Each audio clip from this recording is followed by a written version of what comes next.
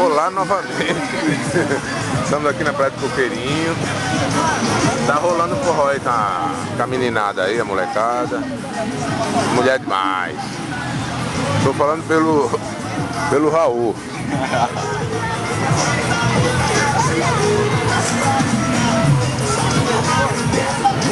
Uma coisa, qual é a marca dessa cerveja aqui? Aí, dá uma olhadinha aí. Não é só não? Isso aqui é Skol.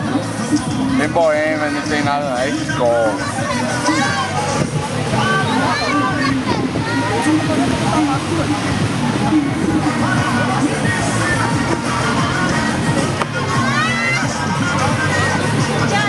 Costelão da Rental. Na primeira parte a gente tava lá em cima.